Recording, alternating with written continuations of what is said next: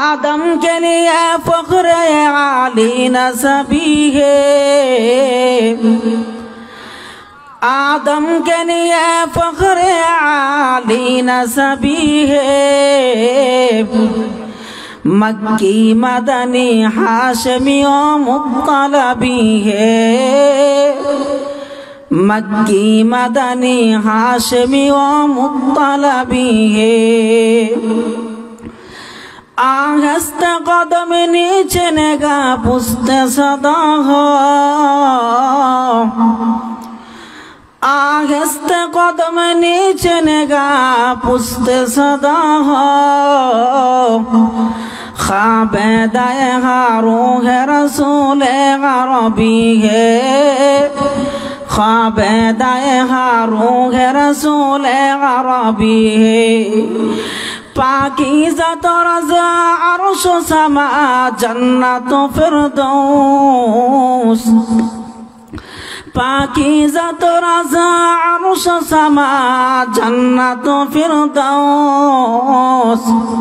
आराम गाहे खाक रसूल अरबी है, आराम गाहे खाक रसूल अरबी है। जुरे जुरे बोलेन अल्हम्दुलिल्लाह।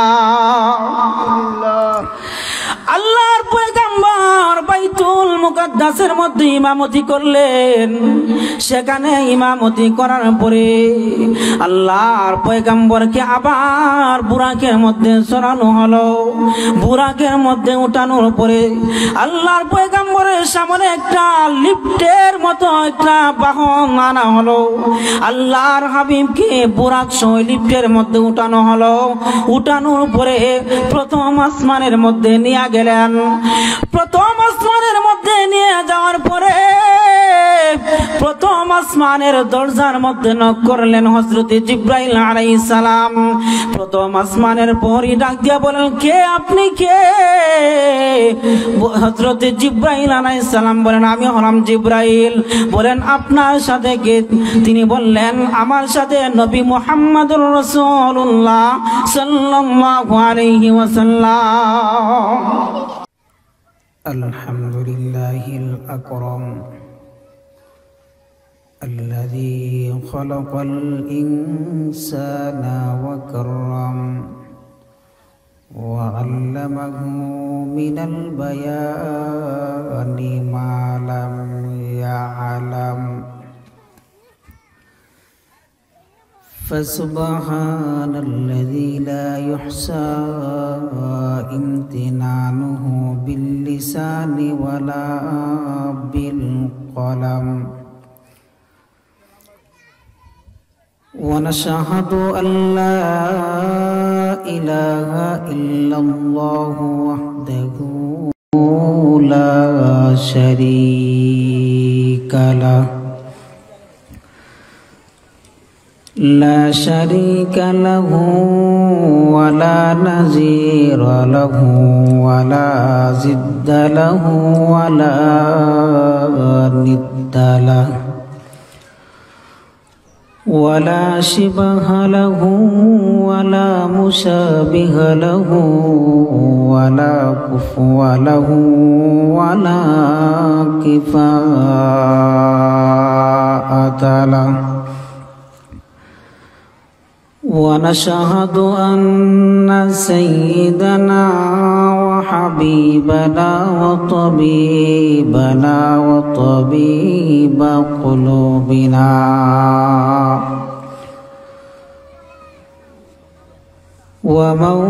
ومولانا محمدا عبده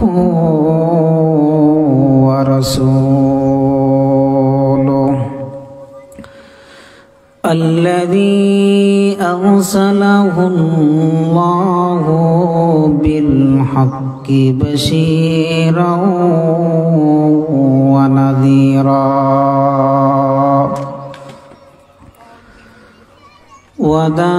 وداعيا إلى الله بإذنه وسراجا منيرا أما بعد فأعوذ بالله من الشيطان الرجيم.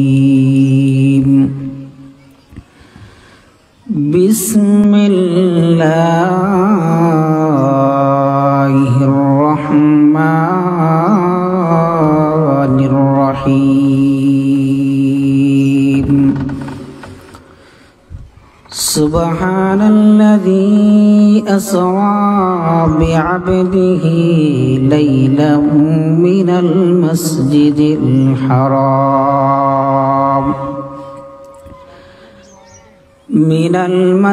الحرام إلى المسجد الأقصى الذي باركنا حوله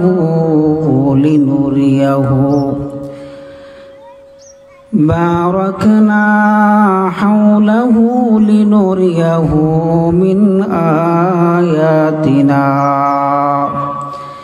إنه هو السميع البصير.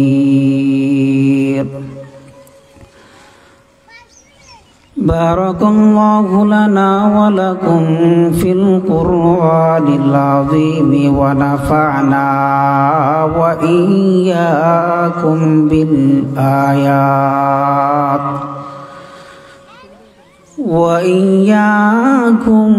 بالآيات والذكر الحكيم. صلى الله تعالى عليه وعلى آله وأصحابه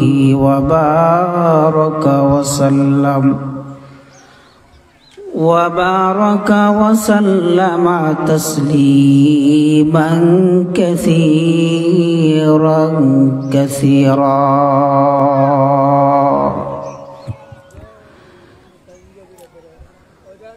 यही हम सब मुसाफिर हैं,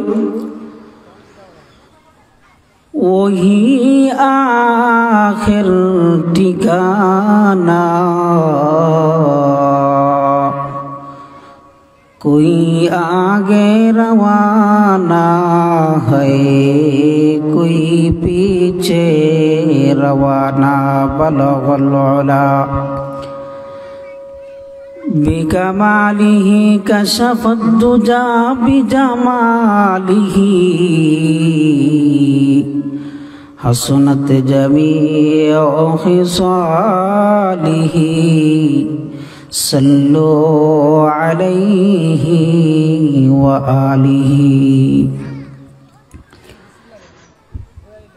الحمد لمن قدر خيرا وخبالا والشكر لمن صور حسنا وجمالا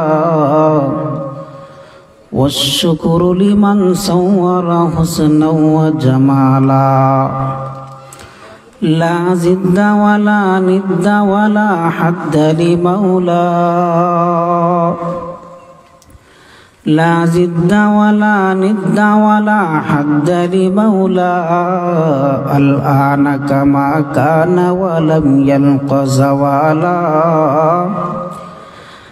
الآن كما كان ولم يلق زوالا ما زال رحيما وكريما وغفورا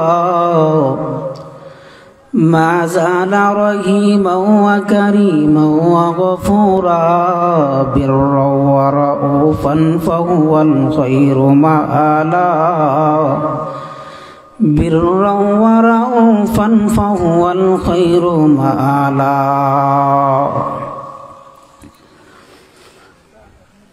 মিঠাপুর হেফাজতে ইসলাম যুব সংঘের উদ্যোগে আয়োজিত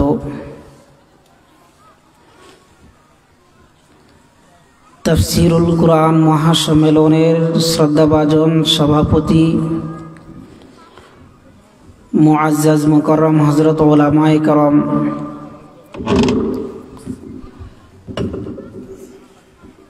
কলিজার টুকরা যুবক ভাইয়েরা, স্নেহের ছোট ভাইয়েরা, পর্দার আড়ালে অন্তরালে অবস্থানরত সম্মানিতা মা ও বোনেরা, আল্লাহ রাব্বুল আলামিনের দরবারে অসংখ্য গণিত শুকরিয়া আদায় করছি, যিনি আমাদেরকে এত সুন্দর একটি জান্নাতি বাগান তাফসীরুল কোরআন মাহফিলে আসার বসার, কোরআন ও হাদিসের আলোকে সংক্ষিপ্ত আকারে কিছু কথা বলা এবং শোনার মতো তৌফিকটুকু দান করেছেন। এজন্যই আমরা অন্তর থেকে কালিমাতুশ শুকর আদায় করি, আলহামদুলিল্লাহ। লক্ষ কোটি দরুদ ও সালাম সাইয়্যিদুল আম্বিয়া আশরাফুল আম্বিয়া হযরত মুহাম্মদুর রাসূলুল্লাহ সাল্লাল্লাহু আলাইহি ওয়াসাল্লামের উপর। মুহতারাম হাজিরিন, আমি আপনাদের সামনে রাসূল করিম সাল্লাল্লাহু আলাইহি ওয়াসাল্লামের ইসরা ও মেরাজ নিয়ে সংক্ষিপ্ত আকারে আলোচনা করার জন্য সূরা বনী ইসরাইলের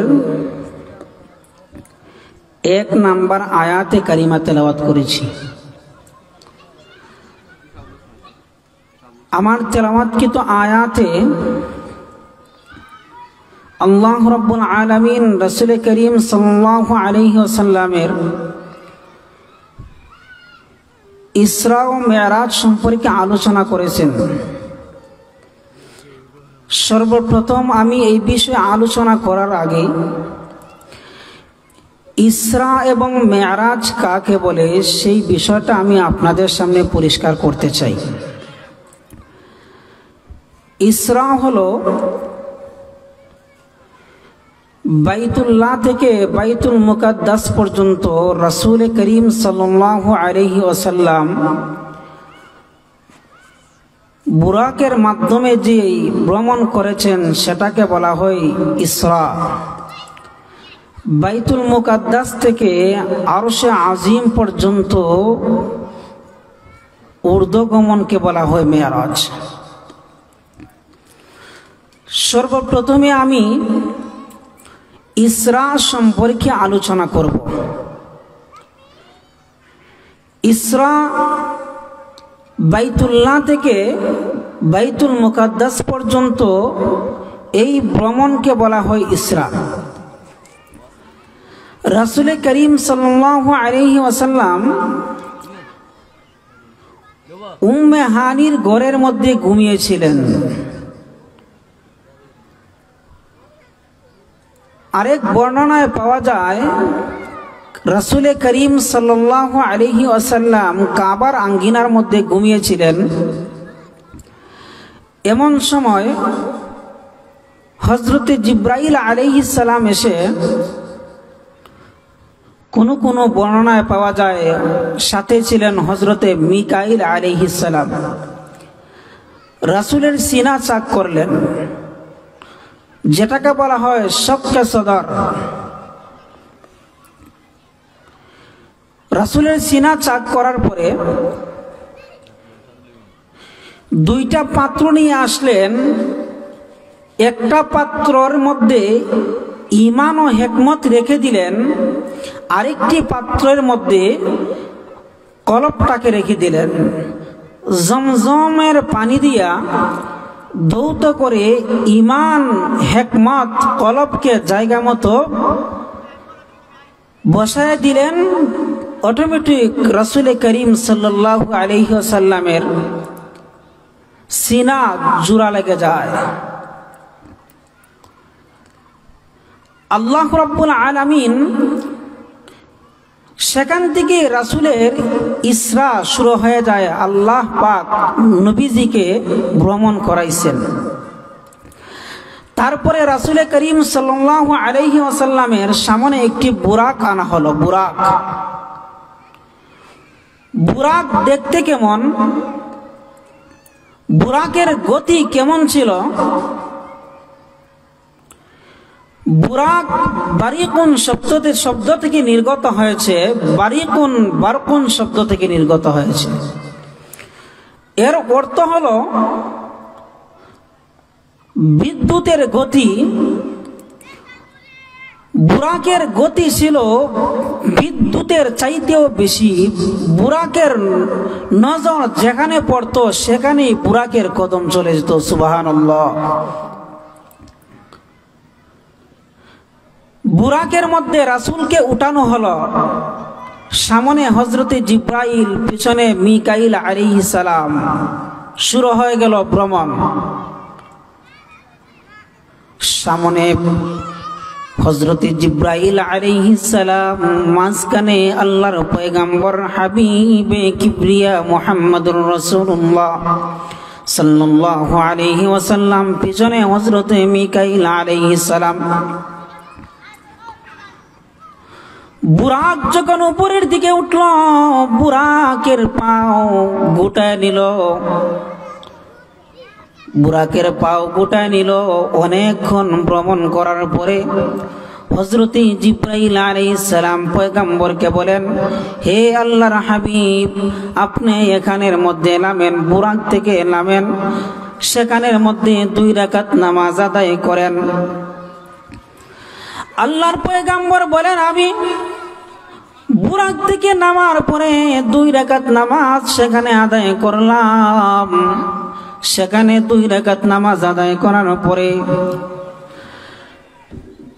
আমি হযরতে জিব্রাইল আলাইহিস সালামকে বললাম, হে জিব্রাইল, সেই জায়গা কোন জায়গা যেখানের মধ্যে আমি 2 রাকাত নামাজ আদায় করলাম? হযরতে জিব্রাইল আলাইহিস সালাম বলেন, এটা হলো ওই জায়গা, এই জায়গার নাম হলো ইয়াসরিব। আর আপনি মক্কা থেকে হিজরত করিয়া সেই জায়গার মধ্যে চলে আসবেন, তখন হয়ে যাবে মদিনাতুর রাসূল। সুবহানাল্লাহ। হযরত জিব্রাইল আলাইহিস সালাম বলেন, হে আল্লাহর হাবিব, আপনি আবার বুরাকের মধ্যে উঠেন। বুরাকের মধ্যে উঠলেন, বুরাক অনেকক্ষণ চলল। হযরত জিব্রাইল আলাইহিস সালাম বললেন, হে আল্লাহর হাবিব, আপনি আবার বুরাক থেকে নামেন, সেখানে 2 রাকাত নামাজ আদায় করেন। আল্লাহর হাবিব বলেন, আমি জিব্রাইলকে বললাম, হে জিব্রাইল, এই জায়গা কোন জায়গা যেখানে 2 রাকাত নামাজ আদায় করলাম? হযরত জিব্রাইল আলাইহিস সালাম বলেন, হে আল্লাহর হাবিব, এটা হলো ওই জায়গা যেখানের মধ্যে হযরতে মুসা পয়গম্বর আল্লাহর সাথে কথা বলেছেন। সুবহানাল্লাহ। হযরতে জিব্রাইল আলাইহিস সালাম আবার বললেন, হে আল্লাহর হাবিব, আপনি আবার বুরাকের মধ্যে উঠেন, আপনি আবার বুরাকের মধ্যে উঠেন। আবার বুরাকের মধ্যে উঠলেন। বুরাকের মধ্যে ওঠার পরে অনেকক্ষণ গেলেন। অনেক দূর যাওয়ার পরে আরেকটি জায়গার মধ্যে গেলেন। আল্লাহর হাবিবকে হযরতে জিব্রাইল আলাইহিস সালাম ডাক দিয়ে বলেন, হে আল্লাহর হাবিব, আপনি এখানে বুরাক থেকে নামেন, সেখানে 2 রাকাত নামাজ আদায় করেন। আল্লাহর হাবিব সেখানে 2 রাকাত নামাজ আদায় করলেন। এরপরে বললেন, আল্লাহর হাবিব হযরতে জিব্রাইল আলাইহিস সালামকে বলেন, হে জিব্রাইল, এটা কোন জায়গা? হযরতে জিব্রাইল আলাইহিস সালাম বলে, এটা হলো ওই জায়গা যেখানে বাবা সারা হযরতে ঈসা আলাইহিস সালামের মা মরিয়ম আলাইহিস সালামের ঘরে আল্লাহ পাক বাবা সারা হযরতে ঈসা আলাইহিস সালামকে ভূমিষ্ঠ করেছেন। এরপর আবার বুরাকের মধ্যে উঠলেন। বুরাকের মধ্যে ওঠার পরে আবার অনেকক্ষণ চললেন। অনেকক্ষণ চলার পরে যাইতে যাইতে অনেক দূরে চলে গেলেন। যাওয়ার পরে দেখলেন এক ব্যক্তি একজন লোকের সামনে দাঁড়ায় আছে, মাথার কাছে দাঁড়ায় আছে। মাথার কাছে দাঁড়ায়া কি যেন নিয়া ওই ব্যক্তির মাথার উপর আঘাত করে, এক একটি আঘাত করার সাথে সাথে ওই ব্যক্তির মাথা চূর্ণ বিচূর্ণ হয়ে যায়। আল্লাহর পয়গম্বর বলেন, হে জিব্রাইল, ওই ব্যক্তিকে, তার পরিচয় কি? কার মাথার মধ্যে আঘাত করে, কে আঘাত করতেছে? হযরতে জিব্রাইল আলাইহিস সালাম বলেন, হে আল্লাহর হাবিব, আপনি সামনে চলেন। সামনে চলতে চলতে আরেকটা জায়গায় গেলেন। আরেকটি জায়গার মধ্যে গিয়া দেখলেন একটা আগুনের চুলার মতো আগুন স্ফুলিঙ্গ, সেখানের মধ্যে অনেক মানুষ নারী পুরুষকে উলঙ্গ দেখা যায়। আর চুলার মধ্যে আগুন জ্বলতেছে, আগুন জ্বলতেছে, একদল উলঙ্গ নারী পুরুষরা আগুন যখন আগুনের পাওয়ার যখন উপরের দিকে উঠে যায়, আগুনের সাথে উলঙ্গ নারী পুরুষরা উপরের দিকে উঠে যায়, আবার নিচের দিকে উঠে যায়।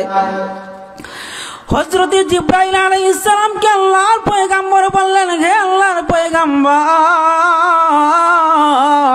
এরা কারা, তাদের পরিচয় কি? হযরত জিবরাইল বলেন, আপনি সামনে চলেন, আপনি সামনে চলেন।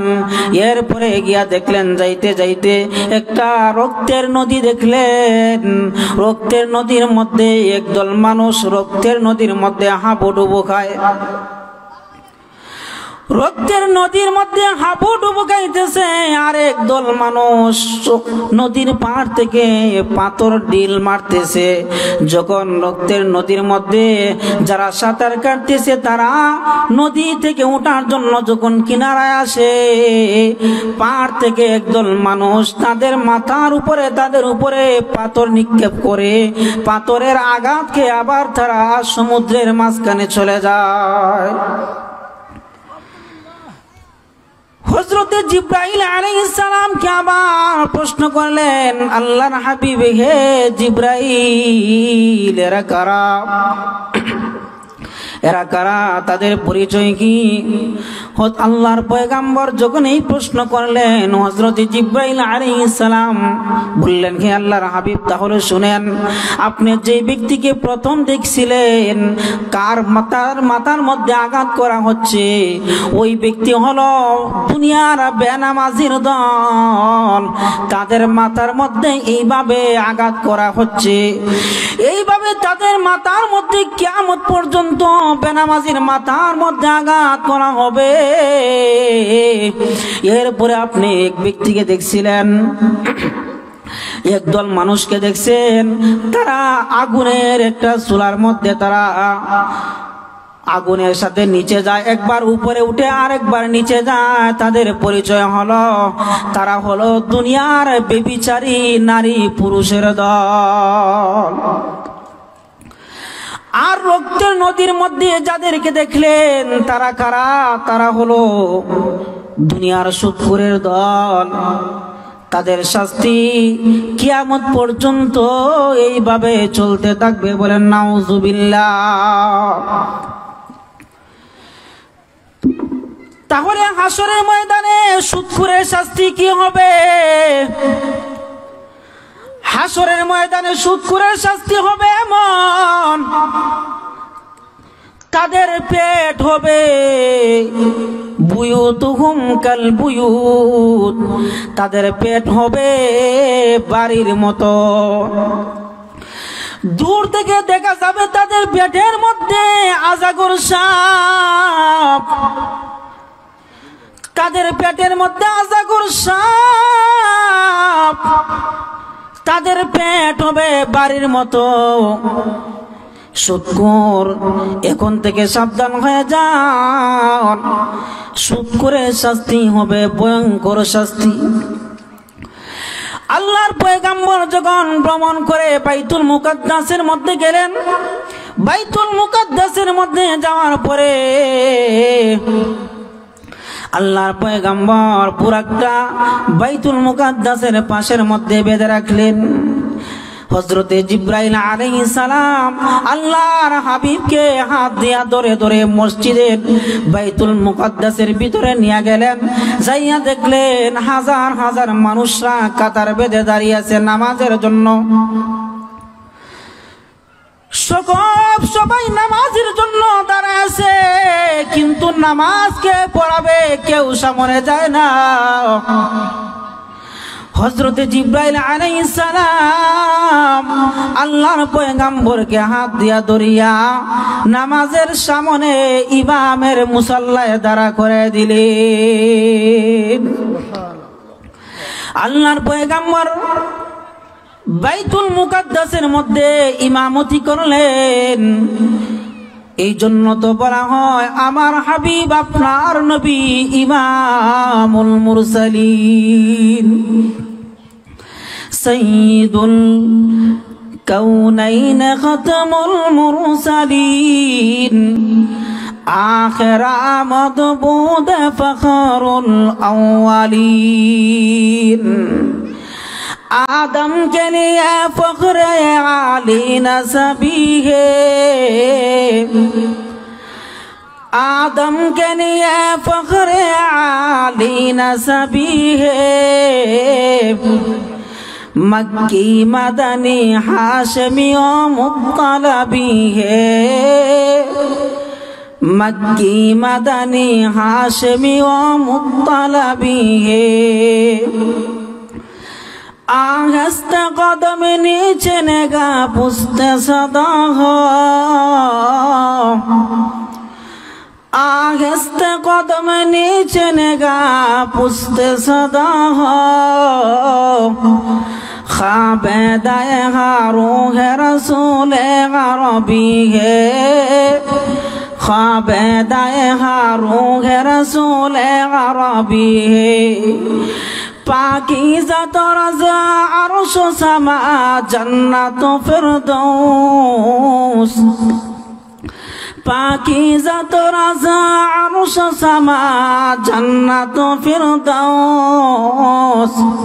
آرام گاہ خاک رسول عربی ہے، آرام گاہ خاک رسول عربی ہے.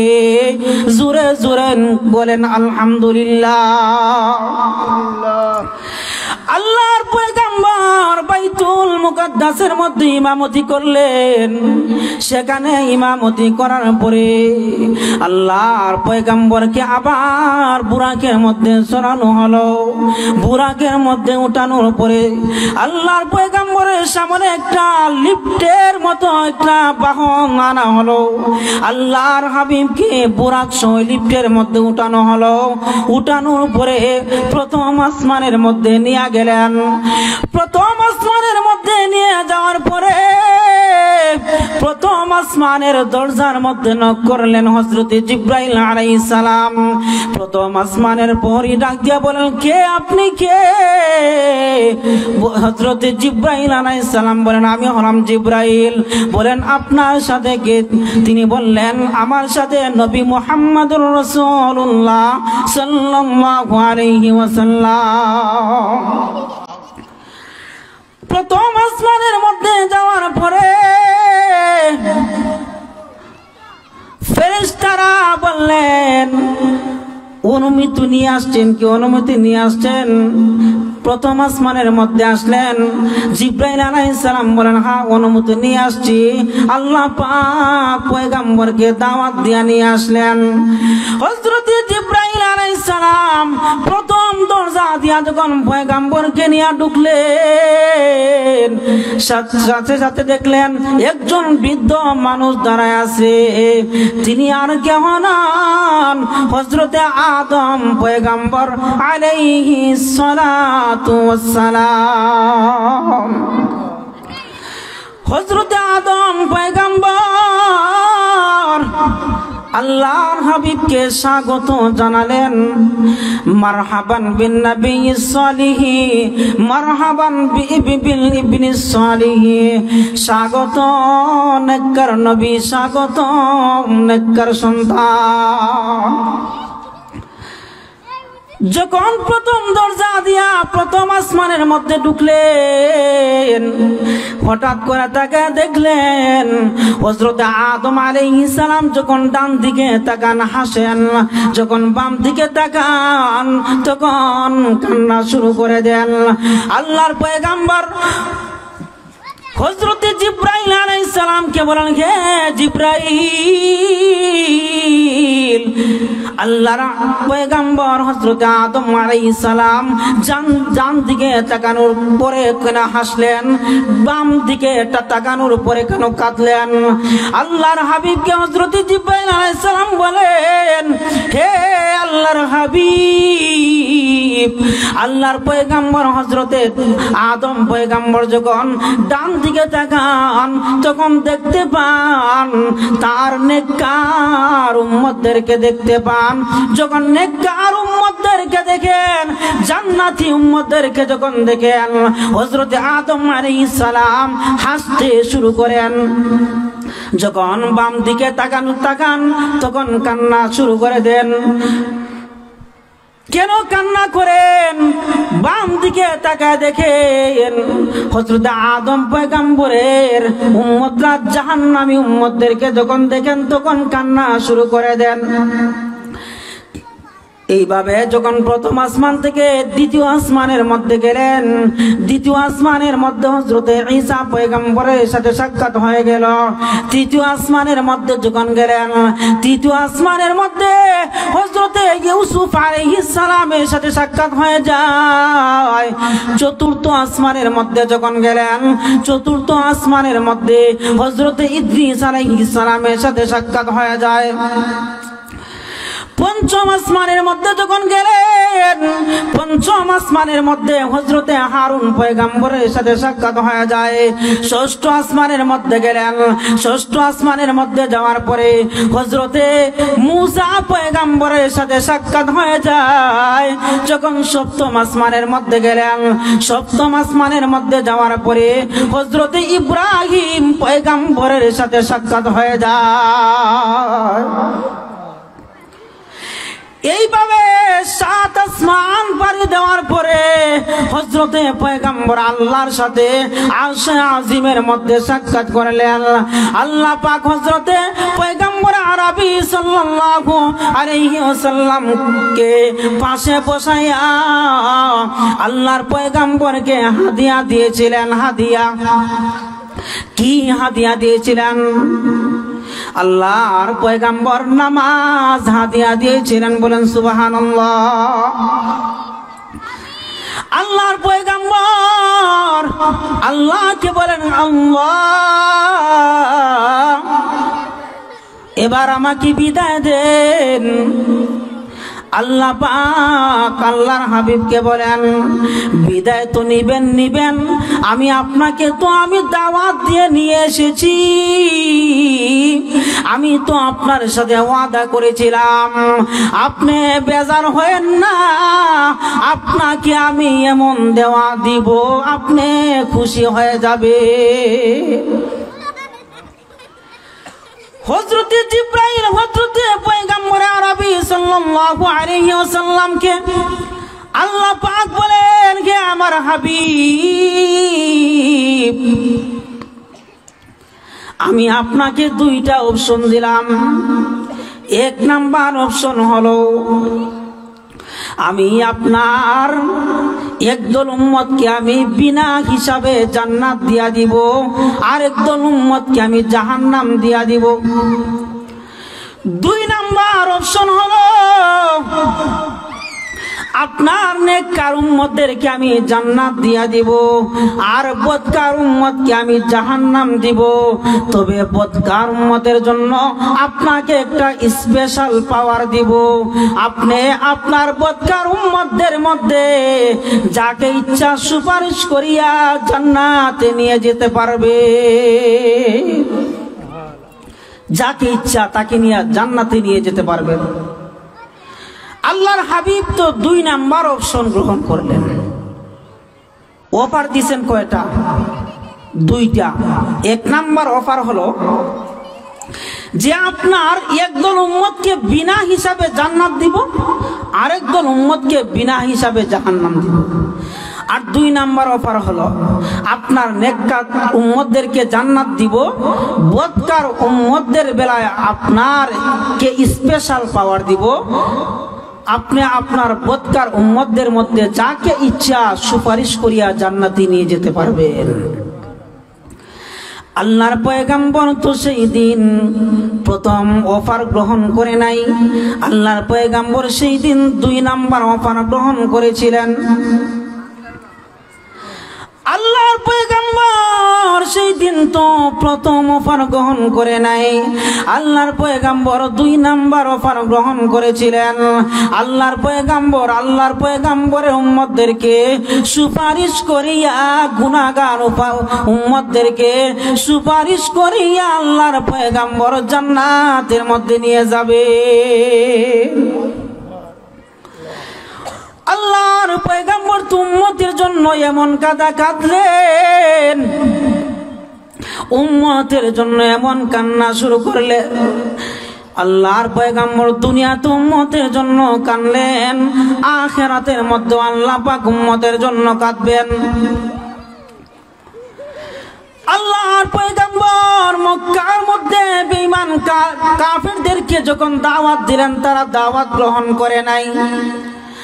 আল্লাহর পয়গাম্বরের পালক পুত্র যায়েদ বিন হারেস রাদিয়াল্লাহু তাআলা আনহুকে বললেন, হে যায়েদ, চলো এবার মক্কার মধ্যে দাওয়াত দিলাম, তারা মক্কার মধ্যে দাওয়াত গ্রহণ করে নাই, চলো আমার তায়েফের জমিন, আমার দুধমা হালিমাতুস সাদিয়া রাদিয়াল্লাহু তাআলা আনহার জায়গা যাই, দেখি সেখানে বেঈমান কাফেররা কি আমার দাওয়াত গ্রহণ করে কিনা, কালিমার দাওয়াত গ্রহণ করে কিনা। আল্লাহর পয়গাম্বর যায়েদ বিন হারেস রাদিয়াল্লাহু তাআলা আনহুকে নিয়ে তায়েফের জমিনের মধ্যে চলে গেছেন। তায়েফের জমিনের মধ্যে যাওয়ার পরে বেঈমানদেরকে দাওয়াত দিলেন। বেঈমানরা তো দাওয়াত গ্রহণ করে নাই। তারা বলল, হে মুহাম্মদ, তুমি কি আমাদের বাপ দাদার ধর্ম থেকে আমাদেরকে সরায় দিতে চাও? আল্লাহর পয়গাম্বর দাওয়াত দিলেন, তারা দাওয়াত গ্রহণ করে নাই। উল্টা তারা আল্লাহর পয়গাম্বরকে বকাটের ছেলেদেরকে লাগায় দে, বকাটের ছেলেদেরকে লাগাই দিল। বকাটের ছেলেরা পয়গাম্বরের উপরে পাথর নিক্ষেপ করতে শুরু করলো। বলেন নাউজুবিল্লাহ। তারা যখন পাথর নিক্ষেপ করতে শুরু করলো, আল্লাহর পয়গাম্বর বেহুশ হয়ে জমিনের মধ্যে পড়ে গেলেন। বেহুশ হয়ে পয়গাম্বর জমিনের মধ্যে পড়ে গেলেন। একবার নয়, যখন পয়গাম্বর জমিনের মধ্যে পড়ে যান, পয়গাম্বরকে আবার হাত দিয়া তারা উঠায়, আবার পাথর নিক্ষেপ করতে শুরু করে। এইভাবে একবার নয়, 2 বার নয়, 3 বার পয়গাম্বর আগাতে আগাতে জমিনের মধ্যে লুটে পড়েন। পয়গাম্বরের গা থেকে যখন রক্তগুলা জমিনের মধ্যে বেয়ে বেয়ে পড়বে উপক্রম হয়ে গেল, রক্তে জুতা মুবারক ভিজে গেল।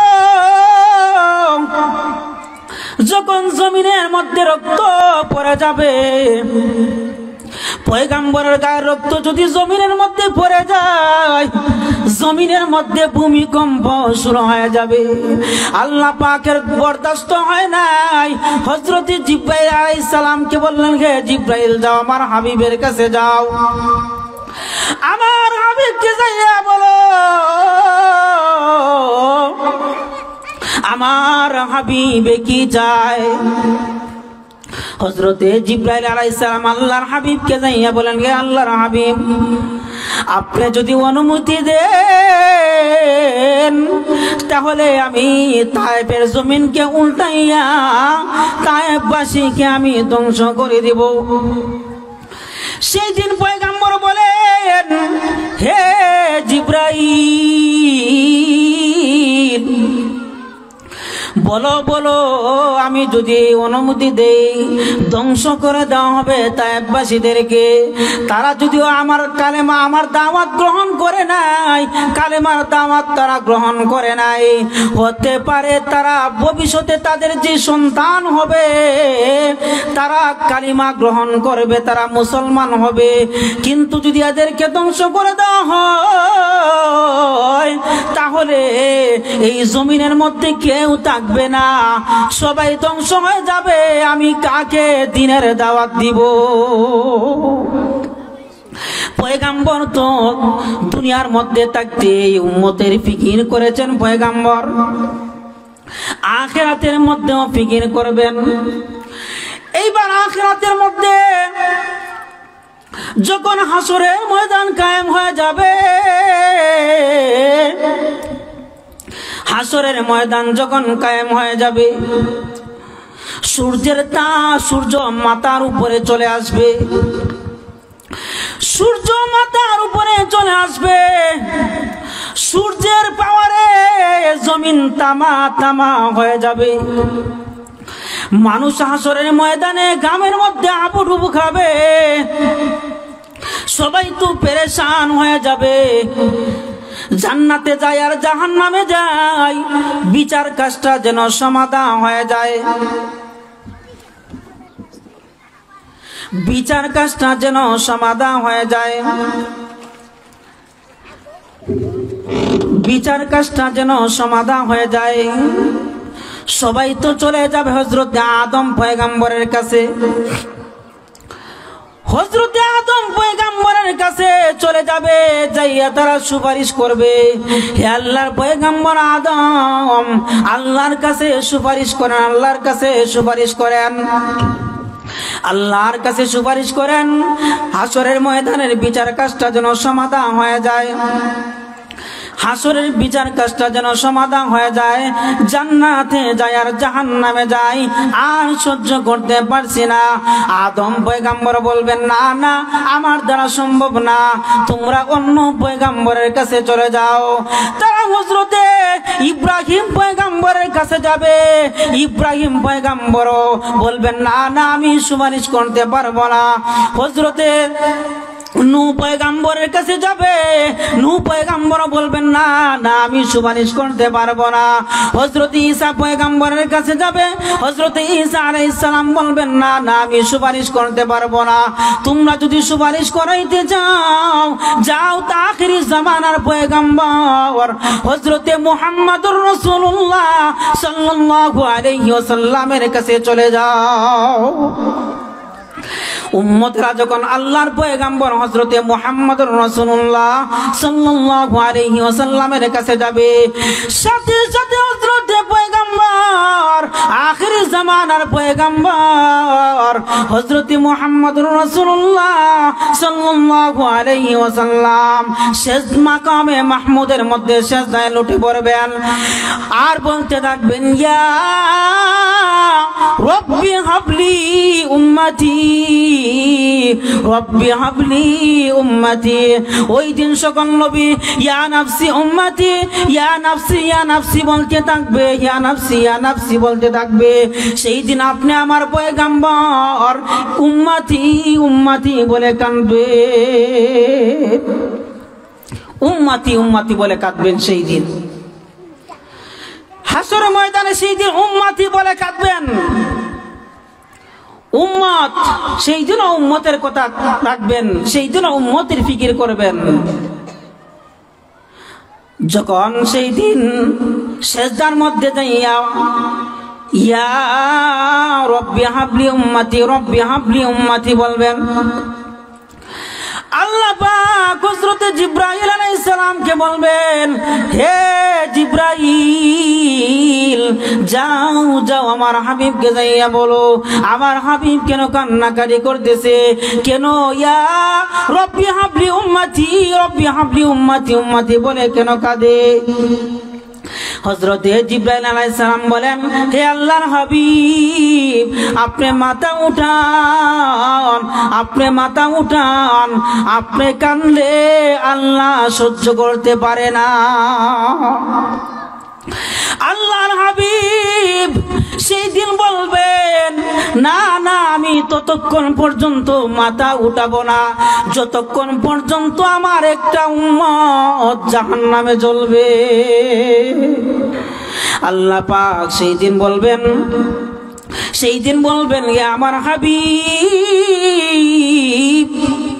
আপনার উম্মতদের যাদের দিলের মধ্যে সরিষা দানা পরিমাণ ঈমান রয়েছে তাদেরকে আপনি জাহান্নাম থেকে বাহির করিয়া জান্নাতের মধ্যে নিয়ে যান, জান্নাতের মধ্যে নিয়ে যান।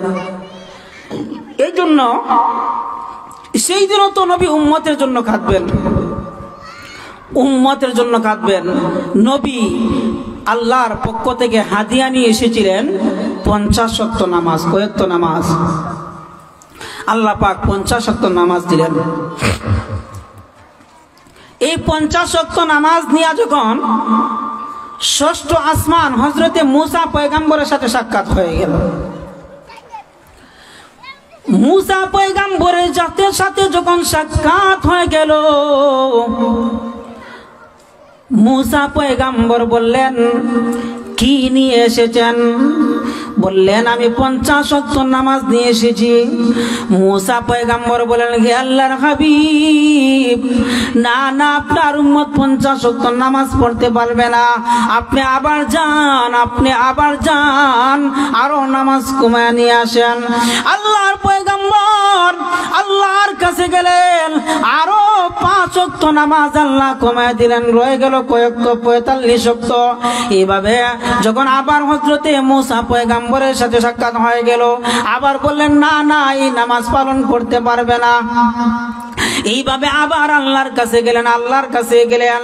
এইভাবে যাইতে যাইতে 9 বার পয়গম্বর গেলেন, 5 ওয়াক্ত নামাজ করে কমায় দিলেন। 5 ওয়াক্ত নামাজ 5 ওয়াক্ত করে কমানোর পরে শুধু 5 ওয়াক্ত বাকি রয়ে গেল। আল্লাহ বলেন, হে আমার হাবিব, আপনি 5 ওয়াক্ত নামাজ দিয়া আপনার উম্মতের কাছে হাদিয়া নিয়ে যান। আপনার উম্মত যদি 5 ওয়াক্ত নামাজ সঠিকভাবে আদায় করে, আমি আল্লাহ আপনার উম্মতের আমলনামায় 50 ওয়াক্ত নামাজের সওয়াব দিয়া দিব, 50 ওয়াক্ত নামাজের সওয়াব দিয়া দিব। কিন্তু আল্লাহর হাবিব এই নামাজকে প্রতিষ্ঠা করার জন্য কত কষ্ট করেছেন, পরিশ্রম করেছেন। আল্লাহর হাবিব যখন কাবার আঙ্গিনার মধ্যে নামাজ পড়তেন, আবু জাহেল, উতবা, সাইবারা, বেঈমান কাফেররা তো আবু জাহেলরা নবীজির গাড়ির উপর পচা উটের নাড়ি বুড়ি রেখে দিত। নবীজি সেজদা থেকে মাথা উঠাতে পারতেন না, সেজদা থেকে মাথা উঠাতে পারতেন না। আল্লাহর হাবিবের কলিজার টুকরা কন্যা হযরতে ফাতেমা রাদিয়াল্লাহু তাআলা আনহা যখন নারী বুড়ি সরাই দিতেন, নবীজি সেজদা থেকে মাথা উঠাতেন। এইভাবে নবীজি কষ্ট করেছেন। নবীজি যখন নামাজে দাঁড়াতেন, নামাজ পড়তে পড়তে, নামাজের মধ্যে কোরআন তেলাওয়াত করতে করতে নবীজির পা দুইটা ফুলে যেত। সুবহানাল্লাহ। আল্লাহর পয়গম্বর যখন নামাজের মধ্যে দাঁড়াতেন, তেলাওয়াত যখন শুরু করতেন, পয়গম্বরের পা ফুলে যেত, পা ফুলে যেত। আল্লাহ পাক যখন কোরআনের পাক এনে তেলাওয়াত করতেন, কোরআন তেলাওয়াত করতে করতে দাঁড়াইতে দাঁড়াইতে পয়গম্বরের পা দুইটা ফুলে যেত। আল্লাহর পয়গম্বরকে আল্লাহ জানায় দিলেন, তাহা মা আনজালনা আলাইকাল কুরআনা লিতাশকা। হে আমার হাবিব, আপনার উপর আমি কোরআন নাজিল করি নাই আপনাকে কষ্ট দেওয়ার জন্য। আপনি কেন এত কষ্ট করবেন? আল্লাহর পয়গম্বর এত ইবাদত করতেন। আল্লাহর পয়গম্বরকে আম্মা জান হযরতে আয়েশা রাদিয়াল্লাহু তাআলা আনহা বলতেন, হে আল্লাহর হাবিব,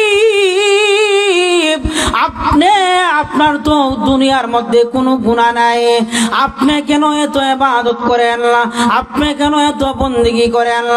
আল্লাহর হাবিব বলেন, হে আয়েশা, আমার আমলনামায় তো কোনো গুনাহ নাই, কিন্তু আমি এত ইবাদত করে করি, এর দুইটা কারণে আমি এত ইবাদত করি। এক নাম্বার কারণ হলো আমি আমার উম্মতদেরকে শিক্ষা দেওয়ার জন্য আমি নবী হয়ে যদি এত ইবাদত করি আমার উম্মত কেন পারবে না। দুই নাম্বার কারণ হলো আমি চাই আমি একজন শুকরগুজার বান্দা হয়ে যেতে। সুবহানাল্লাহ। আমরা একটু জিকির করি লা ইলাহা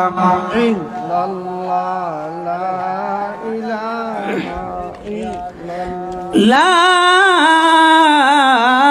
ইলাহা ইল্লাল্লাহু মুহাম্মাদুর রাসূলুল্লাহ সাল্লাল্লাহু আলাইহি ওয়াসাল্লাম।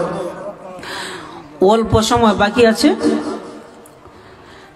যে আল্লাহর পয়গম্বর এই নামাজের জন্য কত কষ্ট করেছেন।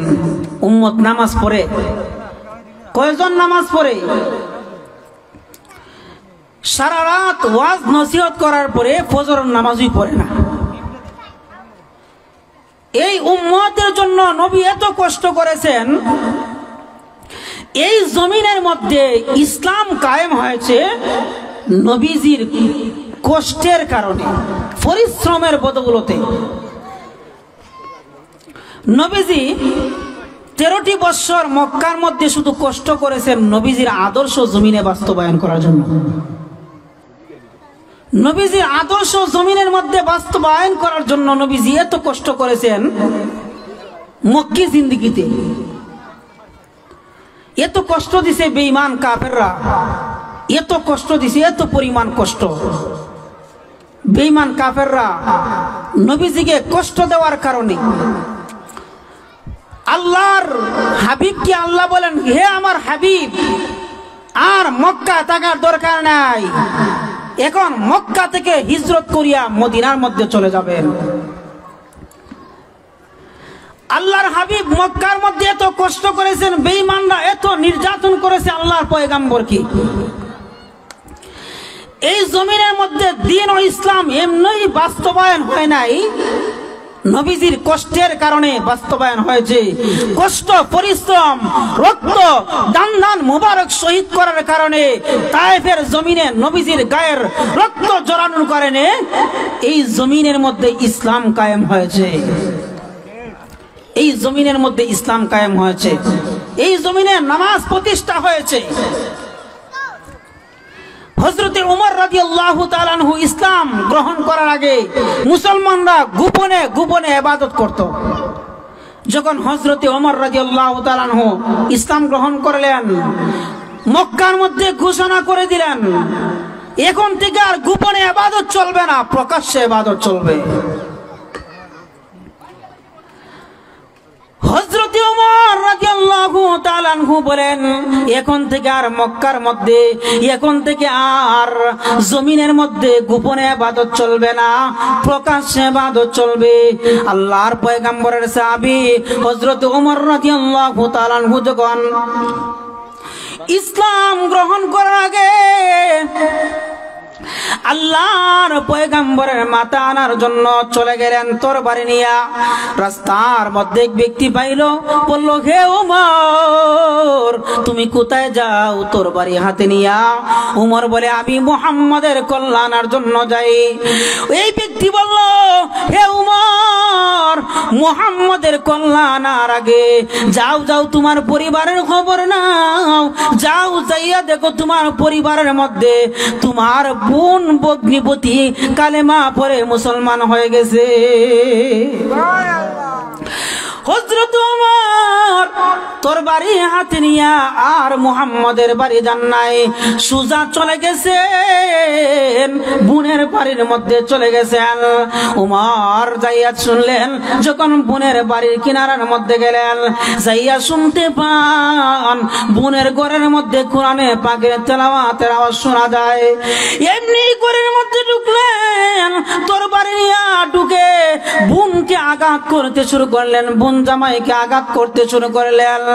মারতে মারতে বোন জামাই যখন রক্তাক্ত হয়ে জমিনের মধ্যে পড়ে গেল, এবার বোন যখন তার স্বামীকে বাঁচানোর জন্য সামনে গেল, এই সময় উমরের আঘাতে আঘাতে বোন যখন জমিনের মধ্যে রক্তাক্ত হয়ে পড়ে গেলেন, এইবার বলেন, হে আমার ভাই ওমর, তুমি আমাদেরকে মারতে মারতে জমিনের সাথে পিষাই দিতে পারো, কিন্তু মুহাম্মদের কালাম, আল্লাহর কালাম কোরআনে পাক যে অন্তরের মধ্যে ঢুকাইছি, ওই অন্তর থেকে কালামকে বাহির করতে পারবো না। এত কষ্ট করেছেন সাহাবায়ে কেরাম, আমরা তো এত সহজে ঈমান পেয়ে গেছি। আমাদের বাবা মুসলমান, আমাদের দাদা মুসলমান, আমাদের ভাই মুসলমান, আমাদের পূর্বসূরি মুসলমান, এই জন্য ধারাবাহিকভাবে আমরা মুসলমান হয়ে গেছি। কিন্তু যদি যাচাই বাছাই করা হয়, 100-র মধ্যে 98-80 ভাগ মানুষ ঈমান হারা হবে, 20 ভাগ মানুষ মুসলমান হবে। কারণ মানুষ এমন এমন কাজ করে তাদের ঈমান চলে যায়, নামে মাত্র মুসলমান, কিন্তু তাদের ভিতরে ইসলাম কিন্তু নাই। নামে মুসলমান কিন্তু তাদের ভিতরে ইসলাম নাই। নাম মুসলমান দাবি করে, আমার বাবা মুসলমান, আমার দাদা মুসলমান, আমার ভাই মুসলমান, আমার সন্তান মুসলমান, আমিও তো মুসলমান। যদি মুসলমান দাবি করে তাহলে তাদের চেহারায় দাড়ি নাই কেন? যদি মুসলমান দাবি করে তারা হারাম খায় কেন? যদি মুসলমান দাবি করে সুদ খায় কেন? যদি মুসলমান দাবি করে মাহফিলে বাধা দেয় কেন? যদি মুসলমান দাবি করে উলামায়ে কেরামের উপর আঘাত করে কেন? আঘাত করে কেন? যারা মুসলমানদেরকে কটাক্ষ করে, উম্মতের উলামায়ে কেরামকে কটাক্ষ করে, হাতে ডান্ডাবাড়ি পরায়, তারা মুসলমান হতে পারে না। তারা মুসলমান হতে পারে না। যারা তাবলীগের নাম দিয়া মুসলমানদের গা থেকে রক্ত ঝরায়, তারা সঠিক তাবলীগী হতে পারে না। কথা বলেন ঠিক কিনা? তারা সত্যিকারের মুসলমান হতে পারে না, তারা নামে মাত্র মুসলমান। মুসলমান দাবি করে হারাম খায় কেন? মুসলমান দাবি করে বেপরদায় চলে কেন? মুসলমান দাবি করে সুদ খায় কেন? মুসলমান দাবি করে ঘুষ খায় কেন? আমাদের সমাজে সুদখোর আছে না নাই? যারা সুদ খায় তারা আপন মায়ের সাথে জিনা করার মতো গুনাহ করতেছে। আমরা মনে করি যারা সুদ খায় তাদেরই শুধু গুনাহ হয়। নবীজি বলেন, আকিলার রিবা ও মুকিলাহু ও কাতিবাহু ও শাহিদাইহি, সুদখোর, সুদদাতা, সুদ গ্রহীতা, সুদের লিখক, সুদের সাক্ষী, তাদের সমান গুনাহ, তাদের সমান গুনাহ। আমরা লোন আনি না, লোন কিস্তি দিয়া লোন আনি না, এটাও তো সুদ। তারা যেমন সুদের সাথে জড়িত, তাদের গুনাহ হয়। আমাদের সমাজে এই কিস্তি আনার কারণে যারা আনে তারাও সুদের মধ্যে সমান হারে গুনাহগার হচ্ছে, সমান হারে গুনাহগার হয়। জমিন রাখার জন্য সুদ আনে, লোন আনে। তারা মনে করে আমাদের এটা জরুরত। না, এটা জরুরত নয়। আপনি দালান বিল্ডিং করার জন্য সুদ আনবেন, এটা তো কি নয়, এটা জরুরত নয়। এটা আপনি সুখে থাকার জন্য, শৌখিন পরিবার সাজার জন্য, আরাম আয়েশ করার জন্য বিল্ডিং বানান। টিন দিয়া ঘর বানাইলে আপনাকে কে বাধা দিছে? আপনি লোন এনে সুদ দিয়ে কেন আপনি ঘর বানাবেন, দালান বিল্ডিং বানাবেন? সম্পূর্ণরূপে হারাম। আমাদের সমাজে তো এই কিস্তিটা এটা এমন ভাবে সয়লাভ ধারণ করছে, সমাজের মধ্যে মানুষেরা গুনাহই মনে করে না, এটা গুনাহই মনে করে না। মনে করে কি মনে করে আমার জরুরত, আর কিসের জরুরত? এটাকে জরুরত বলে? আপনি বিল্ডিং বানানোর জন্য টাকা নেন, সুদ। জমিন রাখছে 10 লক্ষ টাকা দিয়া, হাতে আছে 2 লক্ষ, চিন্তা করে বিদেশ আসি, আরো 8 লক্ষ টাকা লোন এনে রাখি 10 লক্ষ টাকা দিয়া, বাকিটা বিদেশ থেকে দিয়া দিব। সুদের সাথে জড়িত। যেই জমিনের মধ্যে সুদ হয়, যেই জমিনের মধ্যে সুদ বেশি হয়, ওই জমিনের মধ্যে খুদাই গজব নাজিল হয়, খুদাই গজব নাজিল হয়। জমিনের মধ্যে গুনাহ হবে, এই জমিনকে আল্লাহ ধ্বংস করে দিবেন। যেই জমিনের মধ্যে সুদ বেশি হবে, ঘুষ বেশি হবে, জমিনের মধ্যে জিনা ব্যভিচার বেশি হবে, পরকিয়া বেশি হবে, এই জমিনের মধ্যে আল্লাহ পাক এই জমিনবাসীকে আযাব দিয়া ধ্বংস করে দেন। আল্লাহ পাক আমাদেরকে এই আলোচনার উপর আমল করার তৌফিক দান করুন। আল্লাহ পাক আমাদেরকে আমল করার তৌফিক দান করুন। আমিন। ওয়া আখির দাওয়ানা আলহামদুলিল্লাহি রাব্বিল আলামিন। আসসালামু আলাইকুম ওয়া রাহমাতুল্লাহি ওয়া বারাকাতুহু।